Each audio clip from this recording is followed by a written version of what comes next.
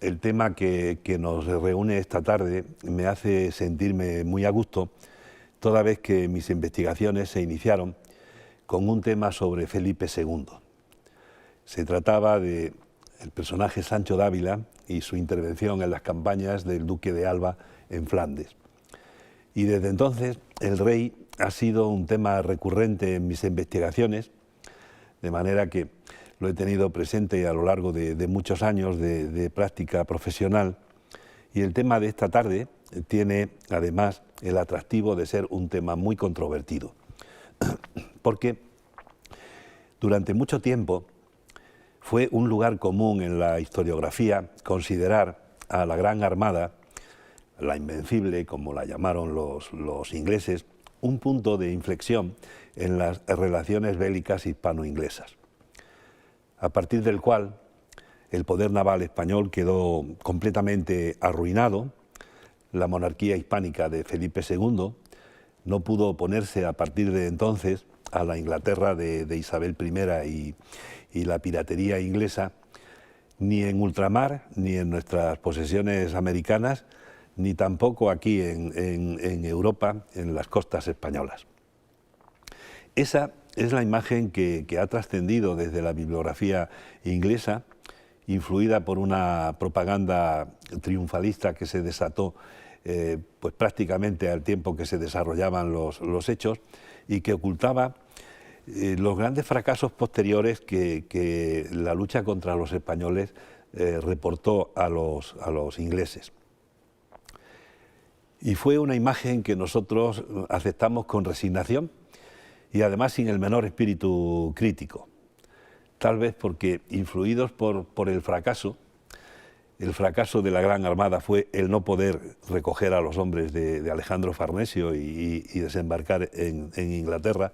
No fue la derrota, como tan reiteradamente se ha señalado, y además la profesora Picorrales lo dejó muy claro, pero tal vez influido por eso, por esa sensación de fracaso, la última etapa, la última década del reinado de Felipe II se presentaba de una forma bastante derrotista, omitiendo o pasando de puntillas sobre algunos hechos que merecen otra consideración y un mayor detenimiento, como es el que en esta ocasión nos ocupa y el que centra nuestro interés. Afortunadamente hoy las cosas han cambiado y el episodio de la Gran Armada se ubica en un contexto bastante más amplio que se ha denominado la Batalla del Atlántico y que se desarrolla entre 1585 y 1604. Y tiene como escenarios, por supuesto, ultramar, toda la zona americana, especialmente el Caribe, y luego en Europa, el Cantábrico y el Canal de la Mancha, sobre todo. El cambio de enfoque ha traído también un cambio en la valoración de los dos grandes episodios que tienen lugar en el transcurso de esa batalla del Atlántico. Uno es la Gran Armada y el otro es la Contraarmada. Con motivo del centenario de 1588, se produjo una gran revisión de los episodios de dicha batalla y los mismos ingleses empezaron a poner de manifiesto las muchas falsedades que se habían venido repitiendo desde las mismas fechas de la Gran Armada, con el objetivo de magnificar su victoria, una victoria muy matizable. Tuvieron oportunidad de verlo en la conferencia anterior, y se habían venido repitiendo para magnificar la victoria inglesa y fortalecer al mismo tiempo el espíritu nacional inglés. Por parte española, con ocasión del centenario, se realizaron trabajos muy meritorios. Contamos con una magnífica colección documental y con concienzudas monografías que han matizado una realidad muy diferente a la que se venía difundiendo hasta entonces. Esta realidad es la que, al tiempo de ser el colofón de la jornada de Inglaterra, cuyo desarrollo, insisto, conocen por la conferencia de la profesora Picorrales, es la que nos va a servir esta tarde como punto de partida para el objetivo que nos reúne en esta ocasión.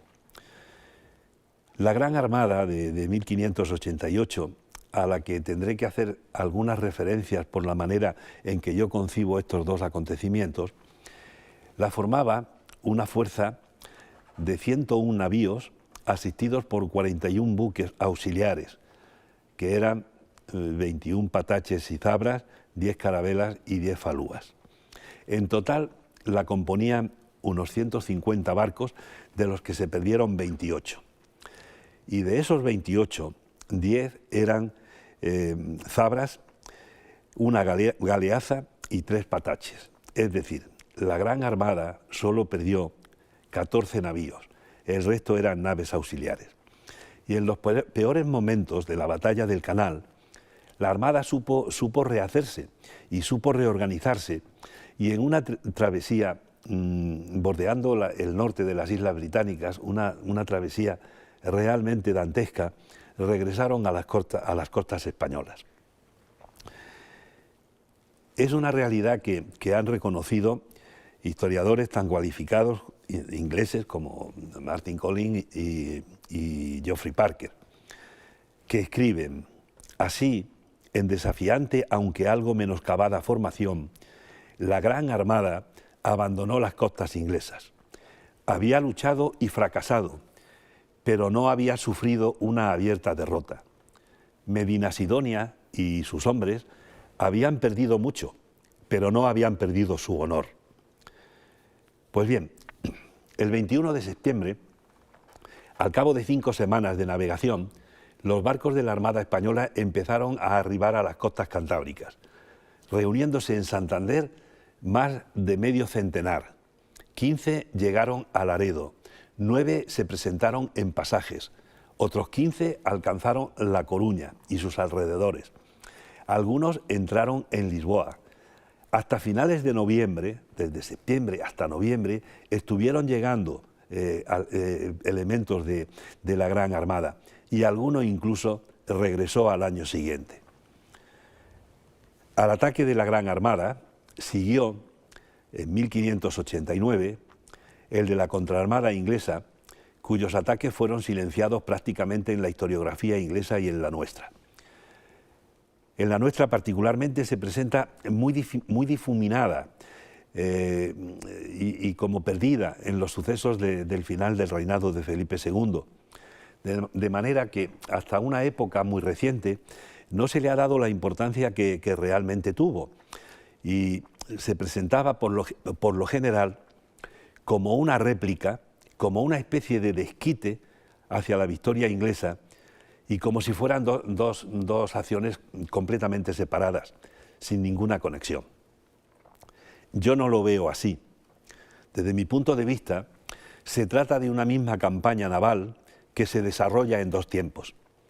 Una campaña que se inicia para las 2 monarquías cuando, tras formarse la Gran Armada de Felipe II, Isabel I tiene que hacer lo mismo con sus fuerzas para evitar la invasión. Una campaña que concluye cuando los ingleses regresan a sus bases después de fracasar en los ataques a España y a Portugal. Y lo pienso así, pienso que son una continuidad, porque en la mente y en los planes de ingleses y españoles no hay solución de continuidad entre una empresa y otra. De manera que el regreso de la Gran Armada, bastante más entera de lo que se había pensado, es el arranque de la réplica inglesa y de los hechos que se suceden en la corte de Isabel I, así lo evidencian de una manera clara y contundente. Cuando el 12 de agosto de 1588 la Armada inglesa pierde el contacto con la española, que estaba en franca retirada, se produjo un gran alivio en Inglaterra, pero las preocupaciones no desaparecieron, porque los españoles no habían sido derrotados, solo habían escapado de su vista, habían conseguido perder de vista a los barcos ingleses. Y como los españoles aún eran poderosos, preocupaban cuáles iban a ser sus siguientes movimientos. Por eso, los ingleses mantienen sus fuerzas vigilantes durante más de un mes, a lo largo de todo el mes de septiembre. Mes en que empiezan las arribadas a España de los barcos que regresaban de la jornada del canal. Al no poder seguir ni vigilar a los navíos españoles, el 18 de agosto, Lord Howard, que es el ideólogo del plan inglés para combatir a la gran armada española, y Drake, entre otros, se muestran partidarios de mantener el estado de alarma. Desconocían las intenciones españolas y decían por entonces que el único que sabía cuáles eran los planes españoles era Dios, porque se ignoraban si se dirigían a Noruega, hacia Dinamarca, hacia las Islas Orcadas o para rehacerse y volver de nuevo a la carga. Por esas mismas fechas, William Cecil descarta que la Gran Armada pudiera regresar a Inglaterra y propone organizar una fuerza que a la altura de Irlanda retome la persecución de los españoles y los hostigue hasta batirlos en sus propios puertos.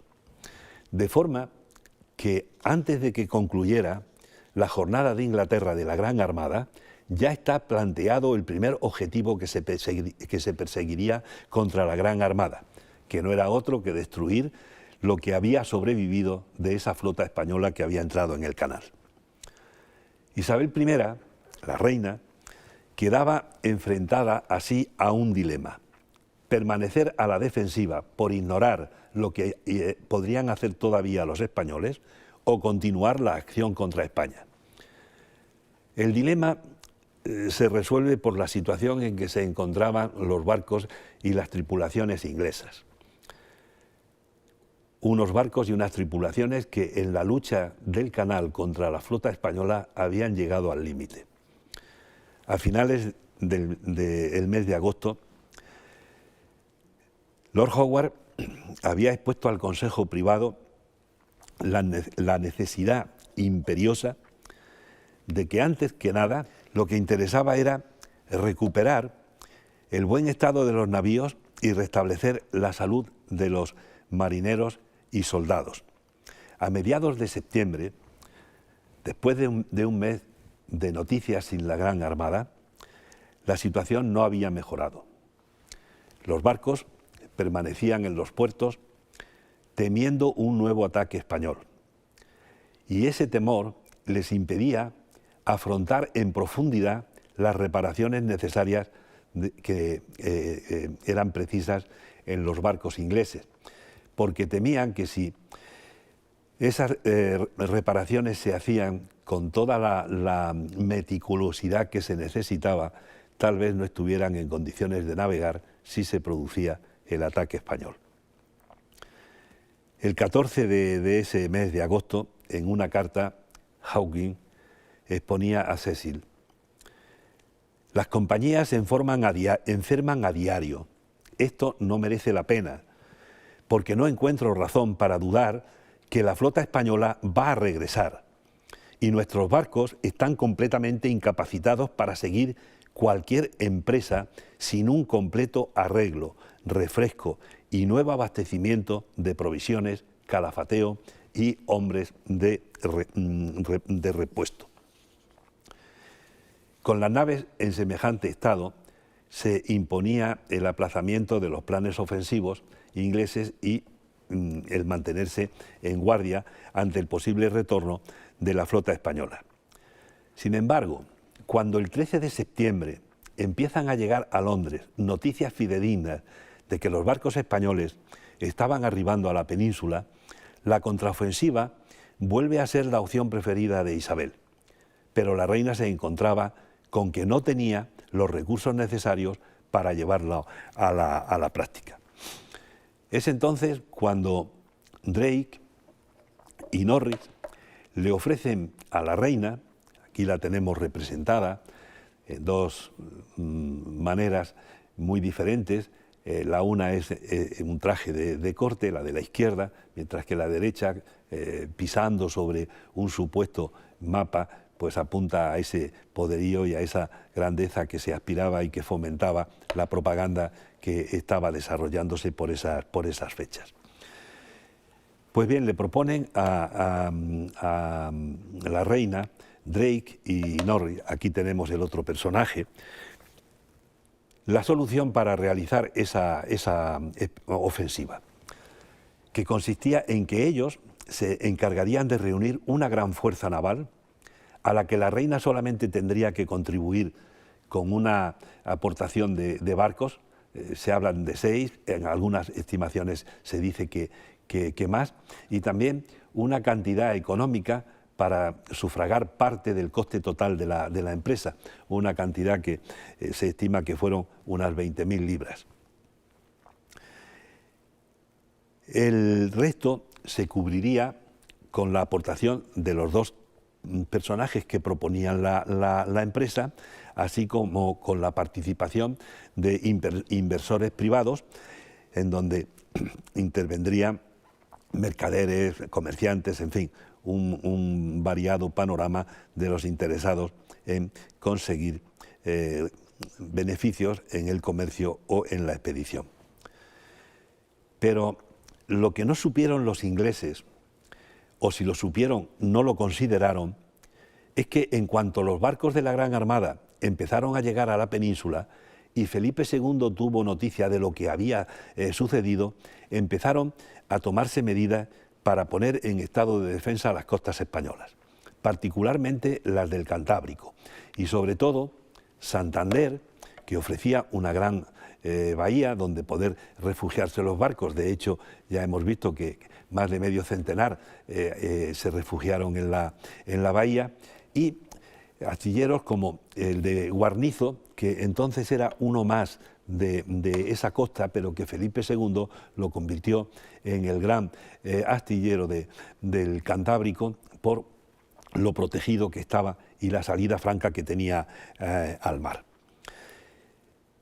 De manera que también en España, como consecuencia de estas previsiones de Felipe II, se registra una actividad que está claramente vinculada a la jornada de Inglaterra, a la jornada de la Gran Armada, y que esas prevenciones del rey son simultáneas a la actitud defensiva que se encontraban los ingleses, porque estamos hablando todavía del mes de septiembre, sobre todo en sus 2 primeras semanas, en donde los ingleses todavía no sabían qué iba a ocurrir con la flota española, y Felipe II ya estaba tomando medidas para fortalecer la fachada cantábrica.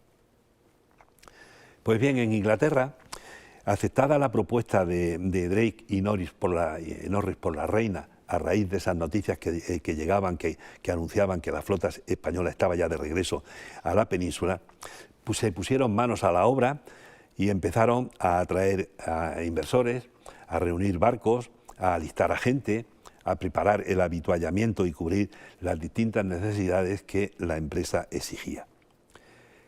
La expedición se financió como una especie de compañía por acciones. El capital estimado era unas 80.000 libras. De esa cantidad, ya hemos dicho, la reina pagó 20.000, la cuarta parte. Un octavo pagó el gobierno holandés, aparte de la aportación que hizo en barcos. Y el resto, los que lo iban a dirigir la empresa, como hemos dicho, mercaderes, navieros, nobles y gremios. Así que en septiembre de 1588 empezó la preparación de esta gran armada o de esta contraarmada, y hasta el momento de zarpar, en abril del año siguiente, de 1589, los preparativos y la recluta progresaron, superando dificultades hasta reunir 20.000 hombres, de los que solo 1.800 eran realmente veteranos y estaban curtidos en las acciones bélicas y navales. Según estimaciones de Fernández Duro, que es uno de nuestros historiadores navales más prestigiosos, según él, los hombres que reunieron para esta gran armada fueron 23.375. Los últimos datos que conocemos sobre estas tripulaciones nos hablan de una cifra más alta, de 27.667. De esos, pues unos 4.000 eran marineros, 1.500 oficiales y el resto pues era gente de guerra que fueron embarcados en Plymouth en 6 galeones reales, 60 buques mercantes ingleses, 60 urcas holandesas, unas 20 pinazas y docenas de barcazas y lanchas hasta sumar un total de 180 unidades, poco más o menos. Lo que significaba que esta gran armada tenía 30 barcos más que la gran armada española. Sin embargo, a los ingleses le faltaba experiencia para organizar flotas de semejante envergadura y ese fue el primer escollo que tuvieron que resolver y lo hicieron con graves defectos, cosa que en la organización española no se presentaba porque llevábamos mucho tiempo organizando flotas a América en largas travesías, tanto de ida como de regreso, y todos estos problemas logísticos y de habituallamiento los conocíamos y los teníamos suficientemente afrontados y superados. Las órdenes de Isabel I para esta expedición inglesa eran muy claras, ahí las pueden ver resumidas. Se trataba, en definitiva, de destruir lo que quedaba de la Armada Española en sus puertos del Cantábrico, sobre todo en Santander, expulsar a los españoles de Portugal, colocando en el trono a don Antonio, el prior de Crato, y apoderarse de la flota de Indias y de una base en las Azores para que en el futuro Inglaterra pudiera tener un centro de operaciones en el Atlántico, en un punto crucial de las rutas que seguían las flotas españolas. La organización de la expedición fue pésima, el mal tiempo retrasa la salida, se consumieron provisiones que estaban previstas para la expedición en la larga espera que tuvo que afrontar hasta la salida. Los holandeses no enviaron todos los barcos de guerra que habían prometido y en definitiva empezaron a comprobar las consecuencias de esa inexperiencia que tenían en la formación de estas grandes flotas. Al parecer fiaban mucho en el éxito de Drake en el ataque a Cádiz en 1587, pensaban que la empresa no tendría mayor complicación y también estaban un poco, digamos que como confundidos porque durante la jornada de Inglaterra habían combatido en el canal, es decir, habían combatido muy cerca de sus bases y eso simplificaba mucho la logística, un aspecto que iba a verse ampliamente superado en la expedición que ahora preparaban. Por si fuera poco, la participación de diferentes financiadores diversificaba los intereses. Y eso provocó que los jefes expedicionarios tuvieran intereses más prioritarios que los de la corona.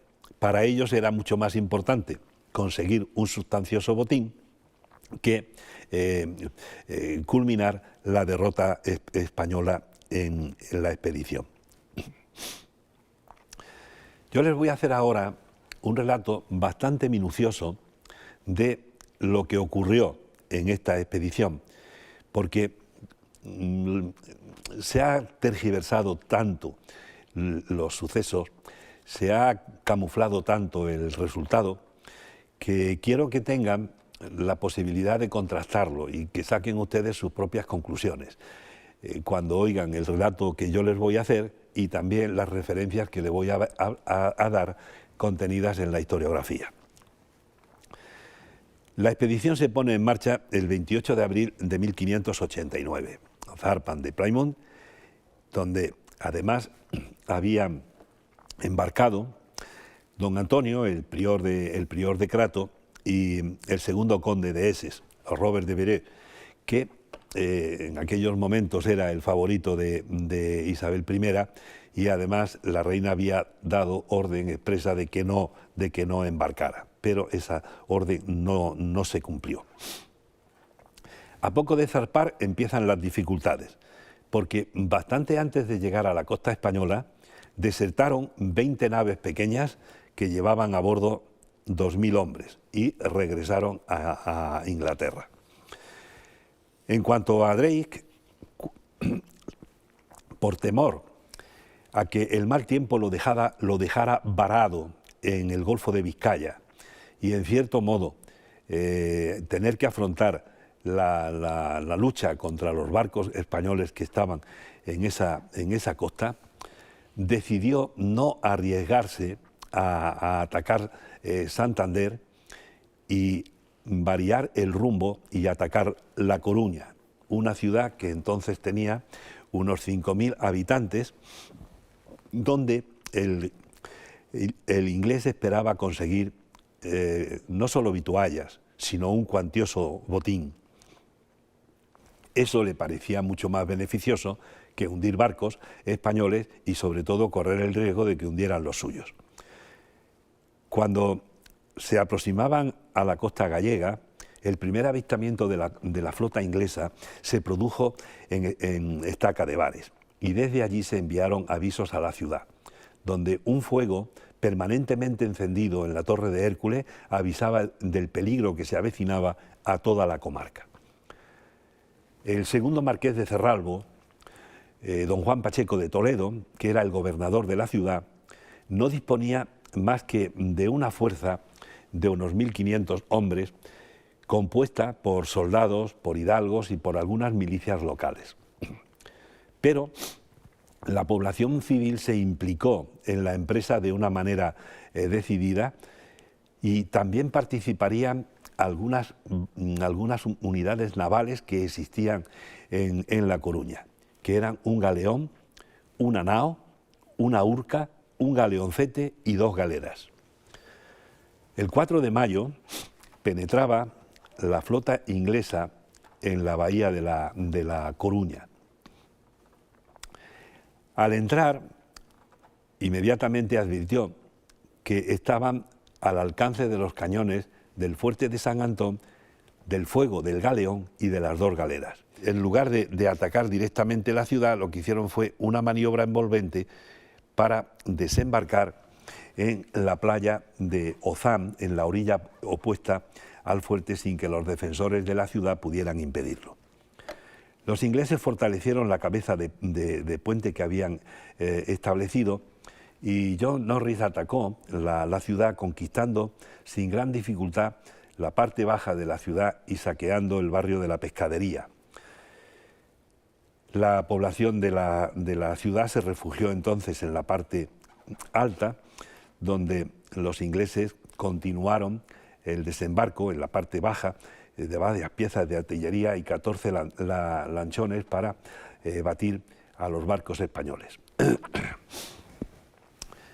Los barcos españoles, al estar anclados, estaban sin capacidad de movimiento, y decidieron la tripulación del galeón, cuando vio que los ingleses trataban de conquistarlo, decidieron prenderle fuego mientras la tripulación pasaba a la ciudad para contribuir a la defensa. Y las galeras, mucho más maniobreras por la posibilidad de navegar a remo, trataron de salir de la bahía, lo consiguieron y se encaminaron al Ferrol para evitar el fuego enemigo y la persecución. Y también hundieron la nao, la San Bartolomé, para evitar igualmente que cayera en poder de los ingleses, y las tripulaciones en gran parte se pasaron a la ciudad. Cuando los ingleses avanzaron hacia la parte alta, comprobaron que estaba bastante mejor protegida, y cuando cargaron contra ella se encontraron una sólida resistencia en las murallas, en las que participaron mujeres y niños, rechazando a los invasores, que sufrieron numerosas bajas, y en la defensa destacaron las mujeres. Simultáneamente se estaba movilizando las poblaciones de las comarcas del entorno, en cuanto supieron de la presencia inglesa. Los vecinos de Betanzos, de San Saturnino y de los lugares próximos se armaron como buenamente pudieron y salieron en busca de los invasores que iban al mando Estos defensores iban al mando de Juan de Valera, era un veterano de Flandes con experiencia en la guerra terrestre.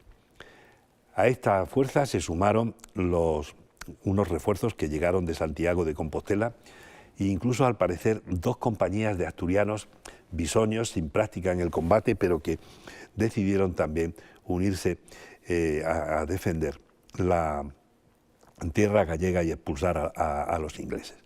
También se produjeron aportaciones de señores gallegos, como la del señor de Cayón, que aportó 3 compañías.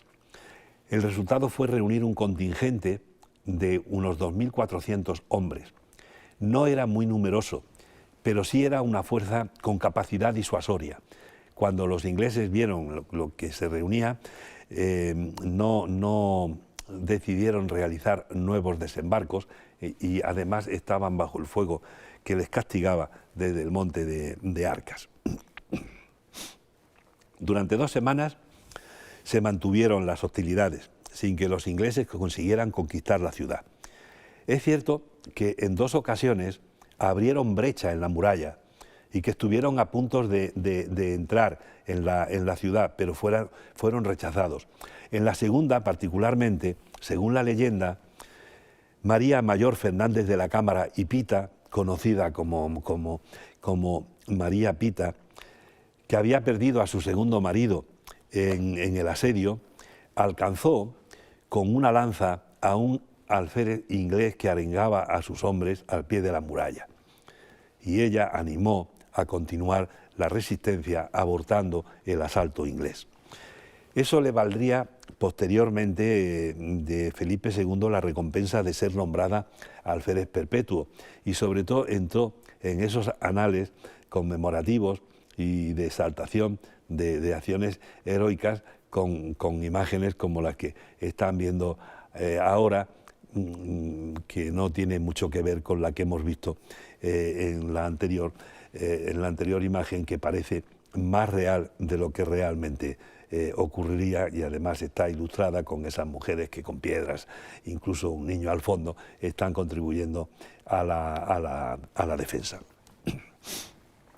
Sin posibilidad de conquistar la ciudad y ante la necesidad de cumplir los otros objetivos que le había encargado la reina, así como noticias que empezaban a llegar de que se estaban preparando fuerzas españolas que acudirían a socorrer a los coruñeses, los ingleses decidieron reembarcar el 18 de mayo sin poderse habituallar. Habían causado, parece ser, como unas 1000 bajas entre los españoles, pero ellos habían sufrido, al parecer, 1300. Habían perdido también varias barcazas y un par de buques. Por su acierto en el mando de las tropas, por su contribución a mantener a raya a los ingleses en otros posibles desembarcos en la zona, Juan de Varela fue también recompensado por el rey. Y María Pita no fue la única mujer que destacó en la defensa, hubo más, como por ejemplo Inés de Ben, que también tuvo una actividad destacada y heroica en la muralla. Para los ingleses, lo peor no fue el tener que reembarcar sin conquistar La Coruña. Lo peor fue el golpe moral que supuso fracasar ante una ciudad que se consideraba presa fácil y donde esperaban conseguir un jugoso botín. Y por si fuera poco, las epidemias empezaron a aparecer en las tripulaciones, favoreciendo la indisciplina y el desaliento. Eso explica que, en vez de dirigirse a Lisboa para realizar allí un nuevo ataque, 10 buques y unos 1000 hombres desertaran y decidieran volver a Inglaterra, abandonando el grueso de la expedición.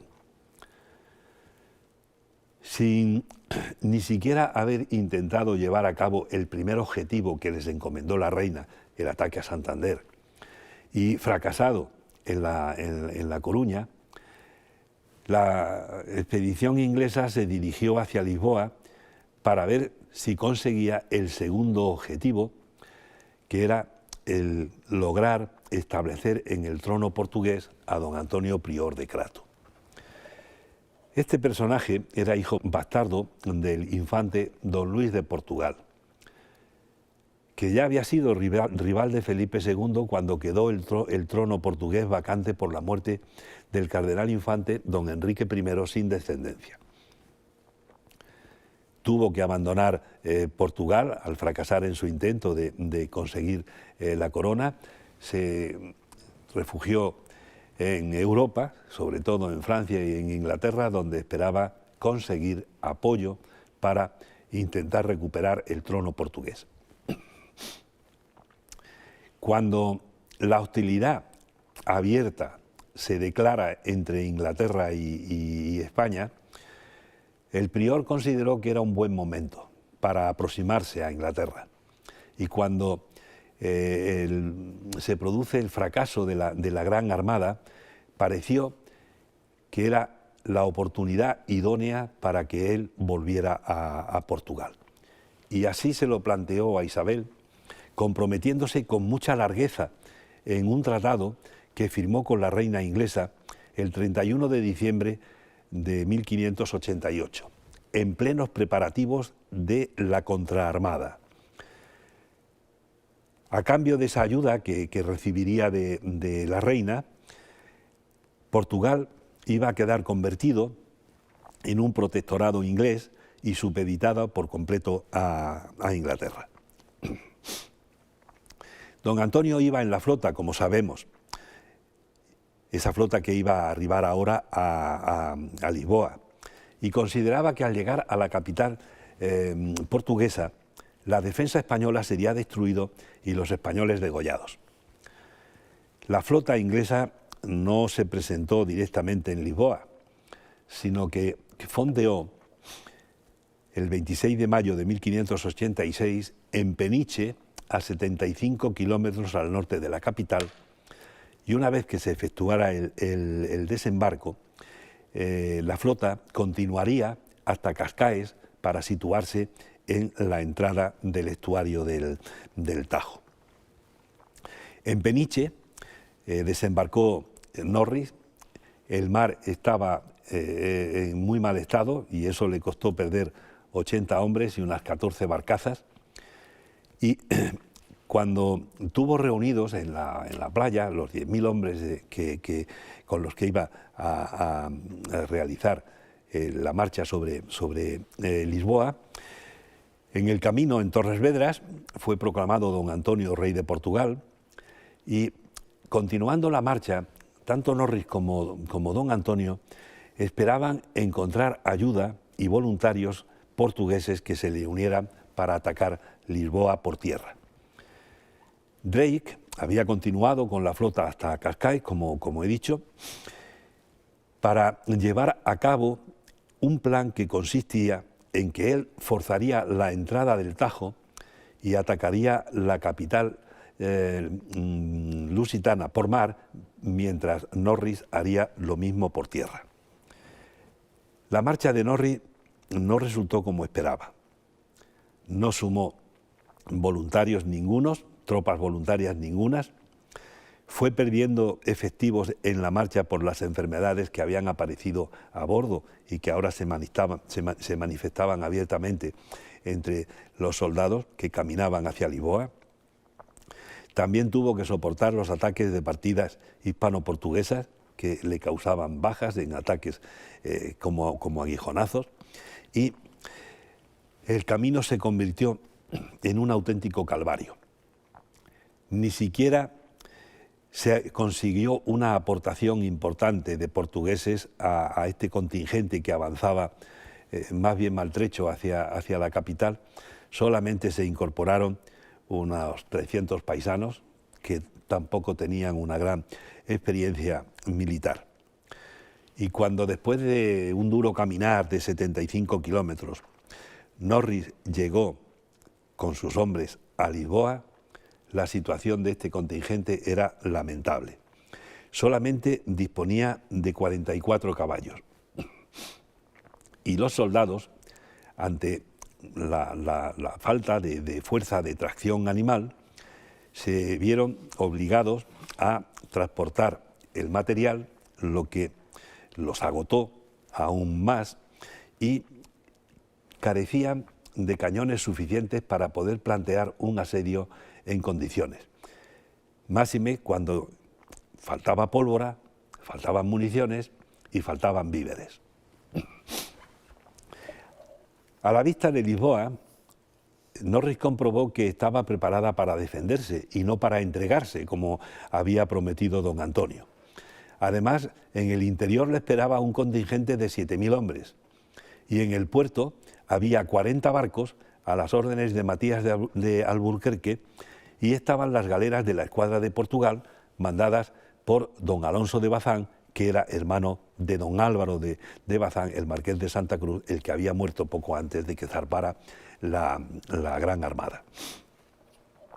Así que en el estuario del Tajo iba a ser el escenario donde se enfrentarían las dos flotas si, como en esta imagen se presenta, Drake se hubiera decidido a entrar decididamente en el estuario y aproximarse a Lisboa. Cuando se inició el ataque a la ciudad por las fuerzas de Norris, desde las orillas del Tajo, las galeras españolas atacaron con sus cañones mientras la arcabucería disparaba contra las fuerzas inglesas, causando numerosas bajas.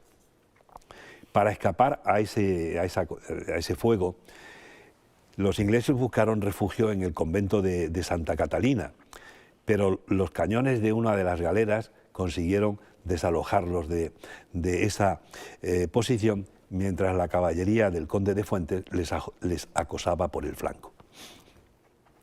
Los ingleses esperaron la llegada de la noche para poder montar el campamento sin que fueran detectados por los defensores de Lisboa. Don Alonso trataba de localizar el emplazamiento donde iban a situarse, pero no lo podía conseguir, y para provocar la respuesta inglesa simuló un desembarco, bajando al mar unos cuantos botes y ordenándole a la gente disparar y gritar, formar un gran escándalo. Esto provocó la confusión en los ingleses, que inmediatamente encendieron antorchas para situarse y sobre todo encendieron también las mechas de los arcabuces que iban a utilizar. Esas luminarias permitieron a don Alonso localizar a los ingleses y concentrar sobre ellos los fuegos de sus naves. De nuevo, los ingleses buscaron refugio en Santa Catalina, pero la artillería concentró el fuego sobre el convento y acabó por desalojar a los ingleses de esa zona. Mientras esto sucedía en tierra, Drake permanecía inactivo con sus barcos en Cascaes. No se decidía a entrar en combate, lo que le reprocharon después Norris y Crato, acusándole de cobardía, y él alegaba que no había intervenido porque no podía hacer nada contra las defensas lisboetas y sobre todo el mal estado en que se encontraban sus tripulaciones. Unos días más tarde entraban en la capital portuguesa otras 9 galeras de la escuadra de España, llegaban al mando de don Martín de Padilla, reforzando la defensa con 1000 hombres, agravando la situación inglesa hasta el punto de que el 16 de junio Norris consideró que no tenían opción para entrar en Lisboa y ordenó el reembarco de su gente. En el escaso botín que habían conseguido cuando saqueaban bodegas, cobertizos y similares en la costa próxima a la capital, estaban las prendas de vestir que se habían conseguido en un almacén, pero ignoraban que esas ropas pertenecían a los marineros de la Gran Armada que habían vuelto de Lisboa y que eran unas ropas que estaban contaminadas. Así que propagaron esas ropas las enfermedades entre los saqueadores, de forma que un oficial inglés informó sobre el caso de la siguiente manera: nuestras enfermedades habían sido provocadas en parte por los vientos cálidos, pero sobre todo por la ropa y los equipajes viejos.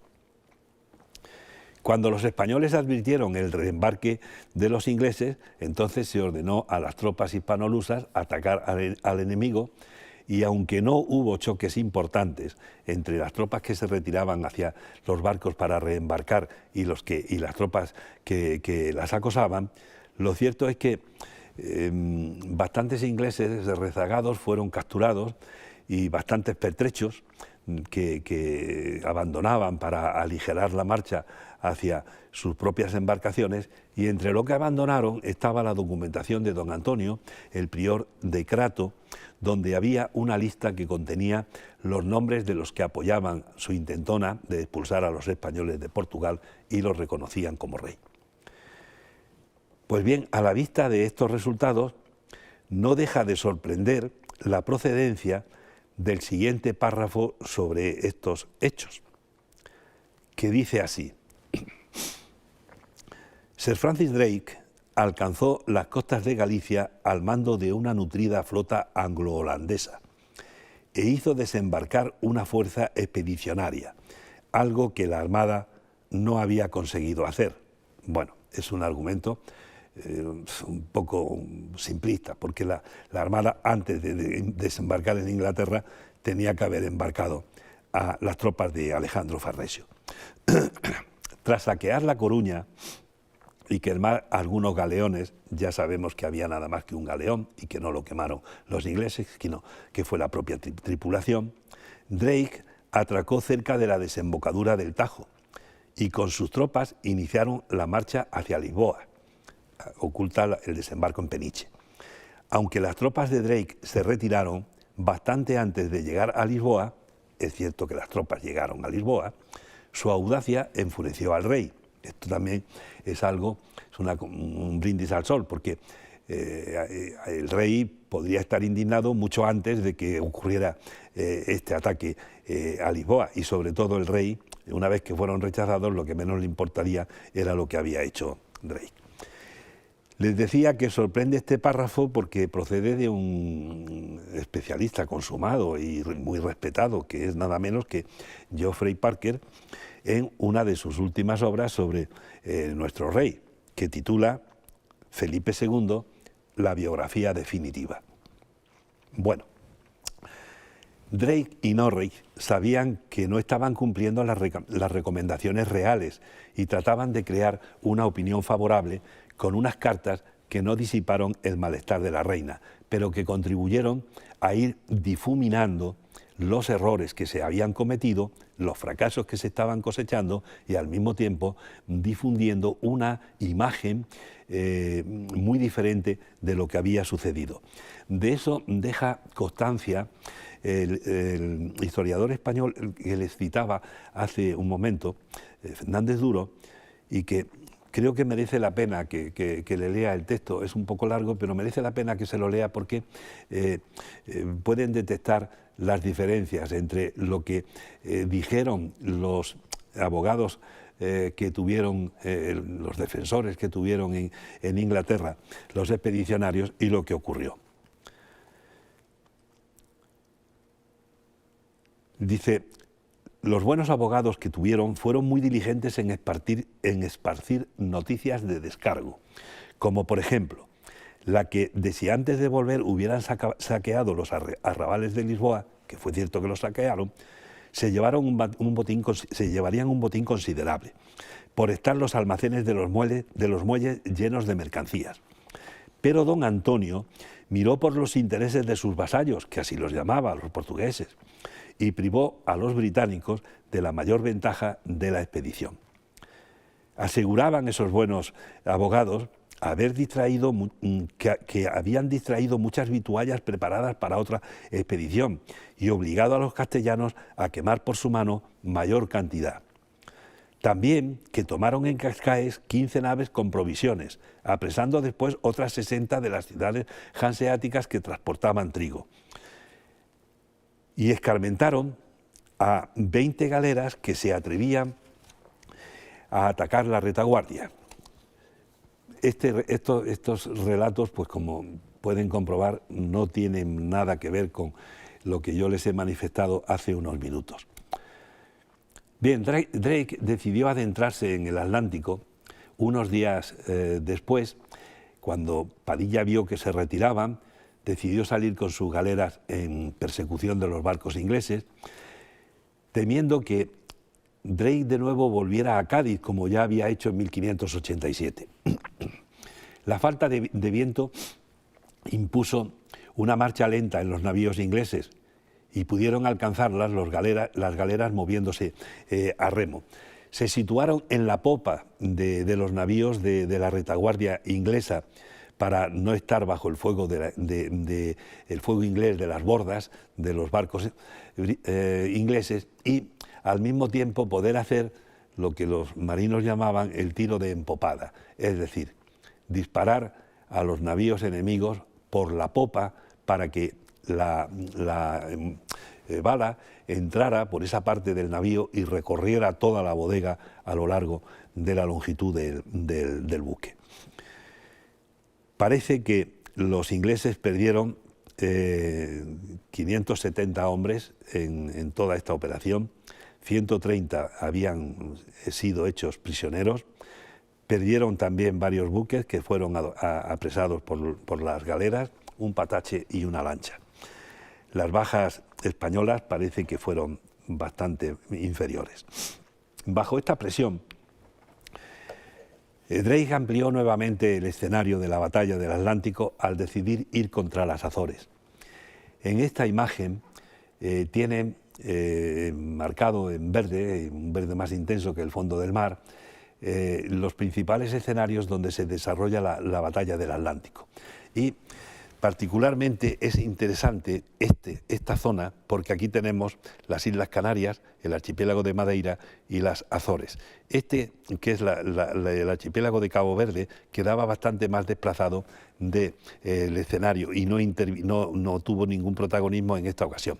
Y toda esta zona es la que había sido el escenario de la Gran Armada.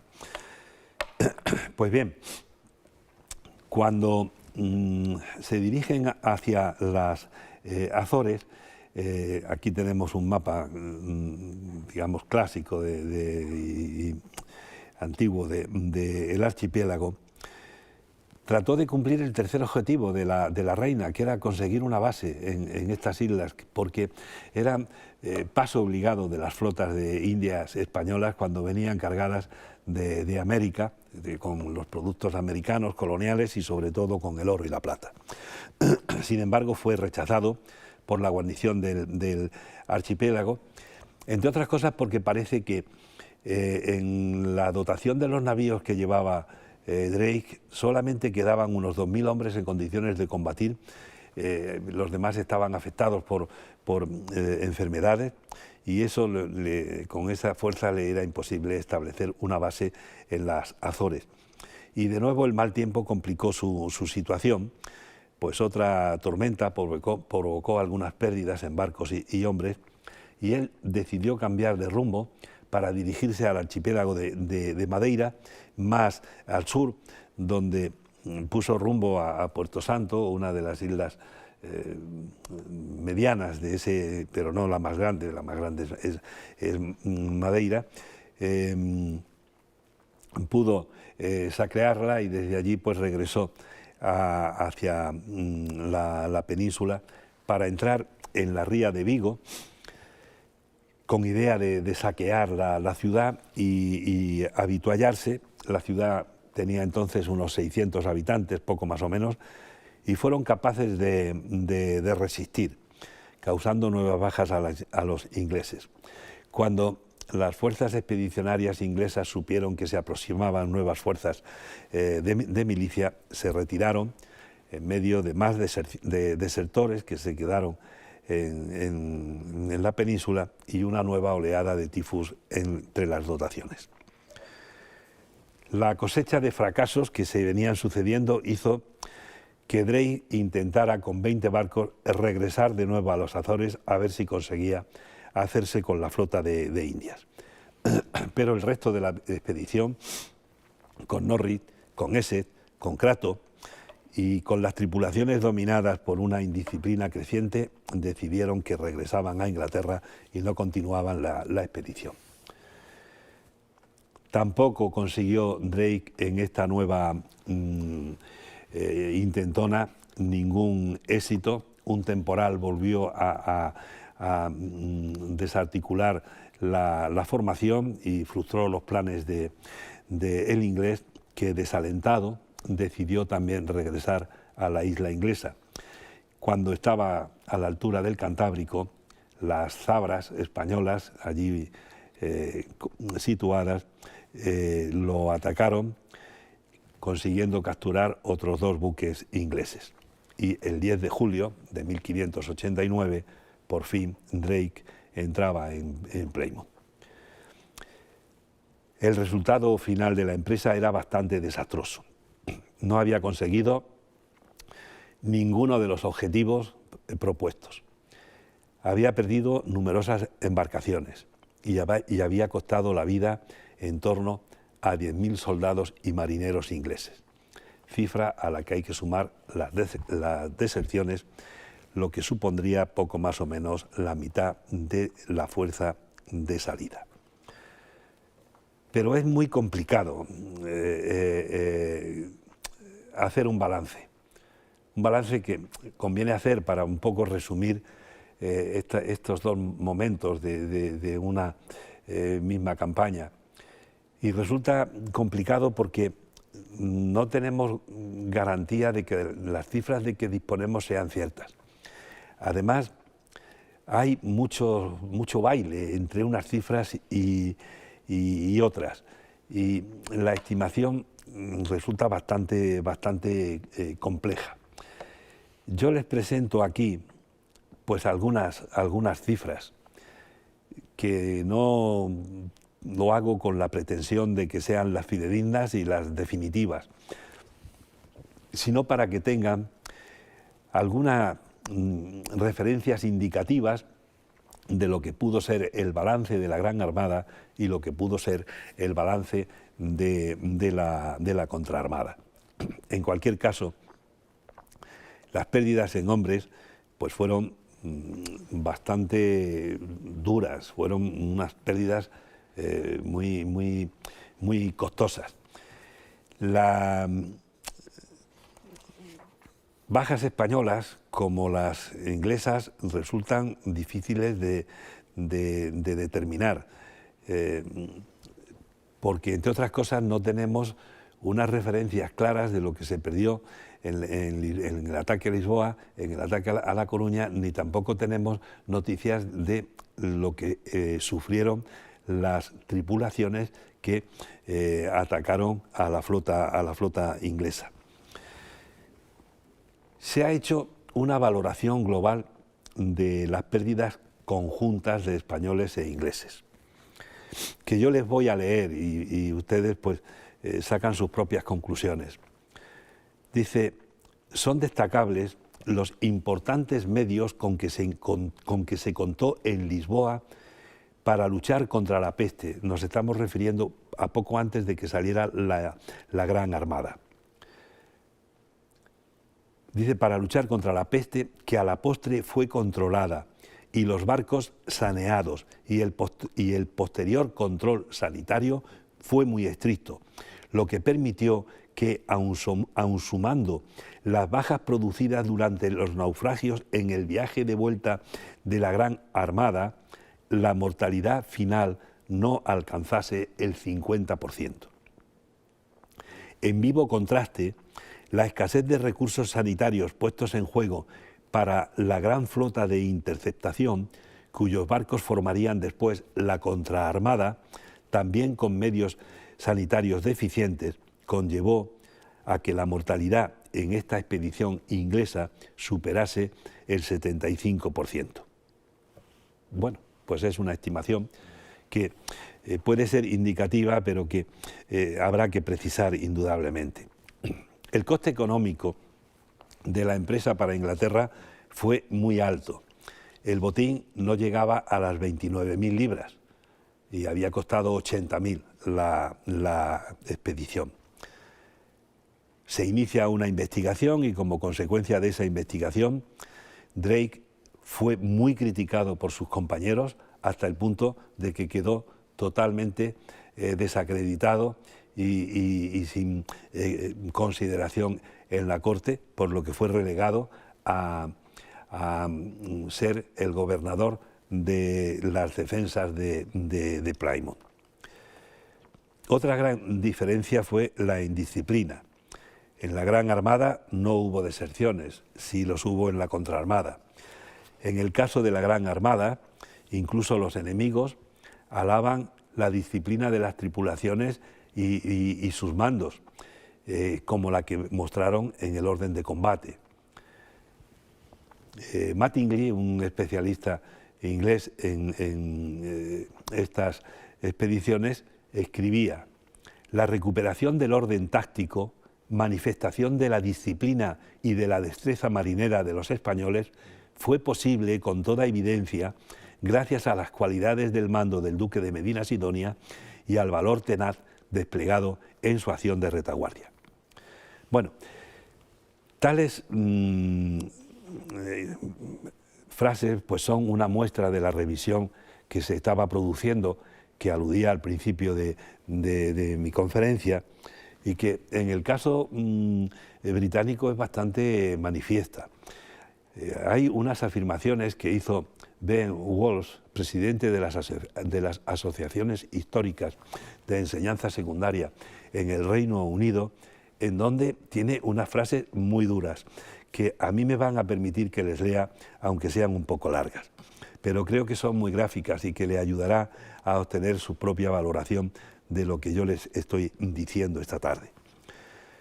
Ben Walsh dice lo siguiente: la Armada Invencible es percibida como una victoria y evidentemente no lo es.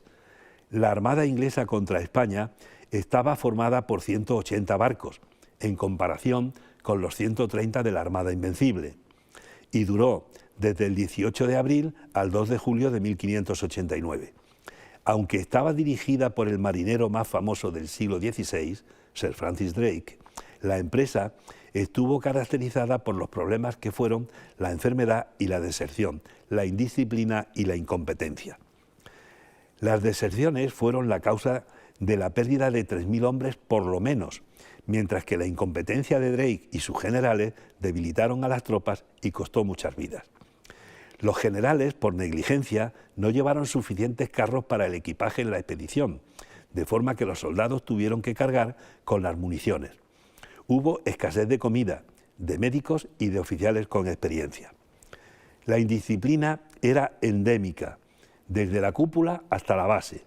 El propio Drake desobedeció deliberadamente las instrucciones de Isabel I de destrozar la flota española amarrada en Santander. Drake, sus almirantes y los que le respaldaban económicamente desde Inglaterra estaban más interesados en intentar liberar a Portugal con la esperanza de obtener concesiones comerciales de una monarquía portuguesa restablecida.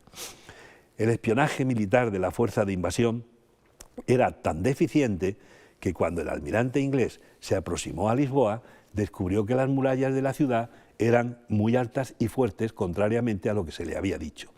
La corrupción también era endémica y los soldados y marineros desfalcaron las 2/3 partes de las mercancías incautadas en España.